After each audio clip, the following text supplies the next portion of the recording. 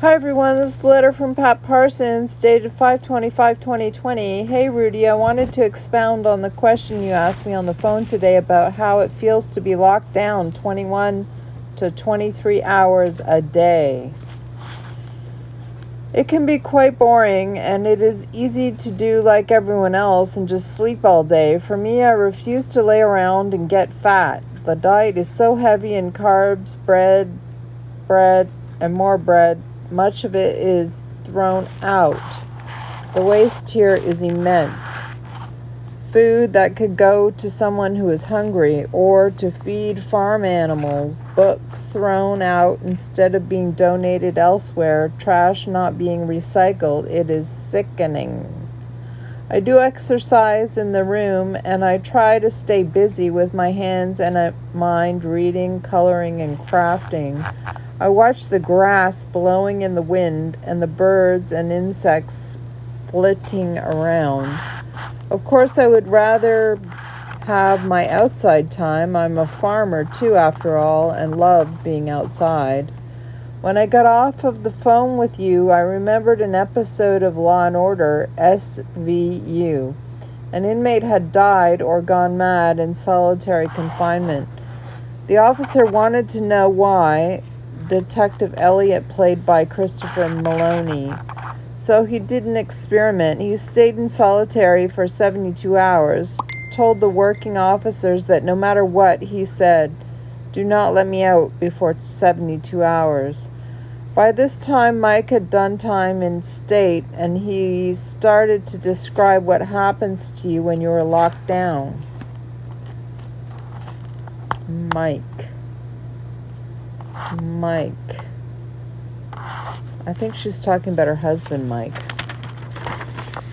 In solitary. Apparently, the writers and actor did their research because, as Mike described it, the episode went, even the part about talking to the roaches.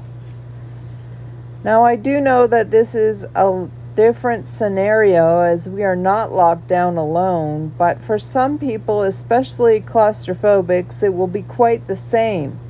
I do have a good roommate and we talk.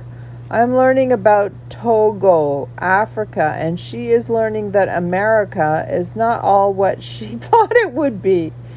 We are both older women, and I think it makes it easier for us. Many people get on each other's nerves after some time together, which is what I am hearing from some other women.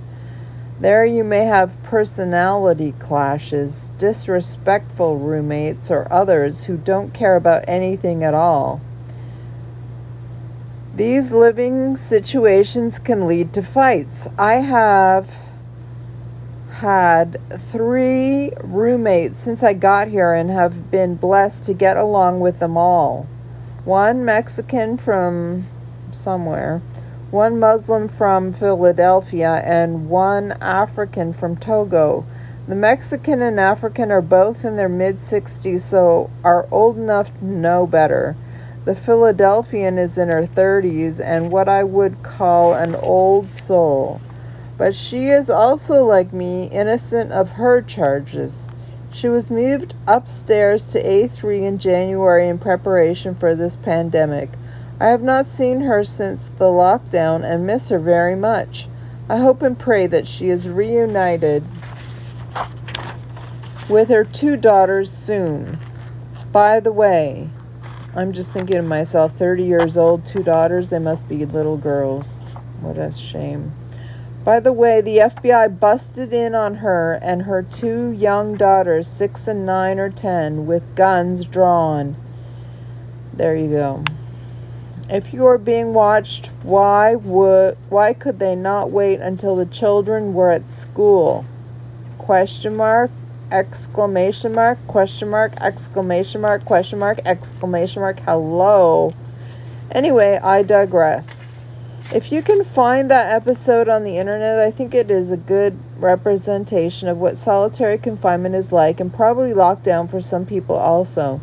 Today's change back to 1 hour out to shower, phone, and use computers has had an effect on some already, such as screaming through the doors, banging on the doors. Memos from the warden or emails say that this is not to punish us but to keep us safe.